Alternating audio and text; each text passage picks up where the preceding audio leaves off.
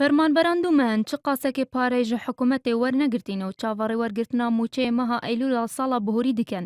Lê حکوومەتê kêmkirina مووچەی ڕاگەاند.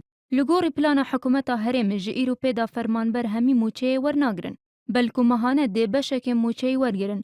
Ewa dimînî jî wek serokê حکوومەta herêmê dibêjît ji bo wan dihêne helgirtin û di dahatî da ji bo wan dê zivirînin.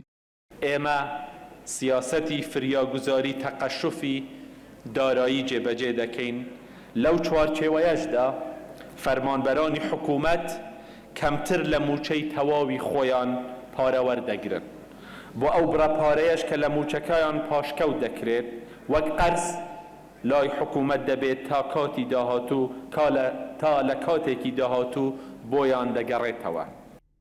وڵاتی فەرمانبەرên herêmê sala bihorî bi saleka tijî krîz û xirabiya darayî derbas kir.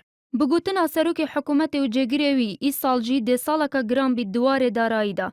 Çunkî di niha da hikûmeta herêmê mehane 450 milyar dînar kêm înan heye di budceyê da. û ew jî welê kiriye bi zehmet bişên مووچەyê fermanberan dabîn bikin. بە بەردەوامبوونی دابەزینی نرخی نەوت لە بازاڕی جیهان ڕۆژ بە ڕۆژ کورتهێنانی بودجەی هەرێمی کوردستان زیاد دەکا. ئەمڕۆ مانگانە کورتهێنانی هەرێمی کوردستان زیاتر لە 450 ملیار دینارە.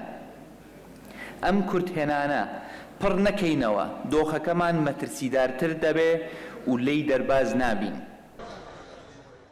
ئەو بڕەپارەی ji niha pêda mehane ji مووچەyê fermanberan dê hêta birîn bi gotina serokê hikûmeta herêmê divêt wekû qerz layê hikûmetê dê mînît û di demên dahatî da ji bo wan dê hêta xeric kirin.